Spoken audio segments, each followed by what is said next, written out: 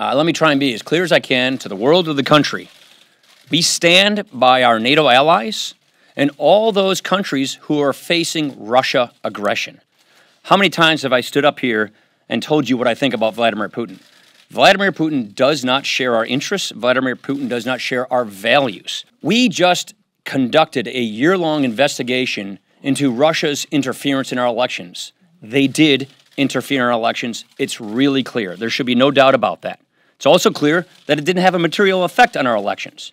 But as a result of that, we passed tough sanctions on Russia so that we can hold them accountable. I understand the desire and the need to have good relations. That's perfectly reasonable, but Russia is a menacing government that does not share our interests and it does not share our values, and I think that should be made very, very clear. Here's what we have already done, and here's what we could continue to do, which is to put sanctions on Russia. You just saw the indictments from the special counsel. Those GRU officers, I've already seen the intelligence. They were the people that conducted this cyber attack on our elections. We'd already put in place sanctions. If the Foreign Affairs Committee or the Financial Services Committee and the Senate Banking Committee think that there are other sanctions that we have not yet placed upon Russia, I'm more than happy to consider those.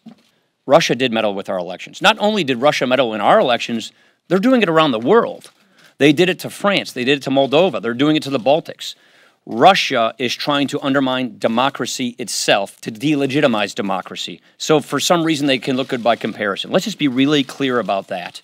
And the point we are making here is we know they interfere with our elections, and we have passed sanctions on Russia to hold them accountable. And more importantly, what we intend to do is to make sure that they don't get away with it again, and also to help our allies, to help those democracies, those new and older democracies in the world who are going to be facing this kind of Russia aggression again. We need to make sure that we can equip them with the tools they need to stop this from happening in their democracies. On the Mueller issue, I've been clear from day one. He should be allowed to finish his investigation and carry out his work. Nothing's changed. Thank you very much. Appreciate it.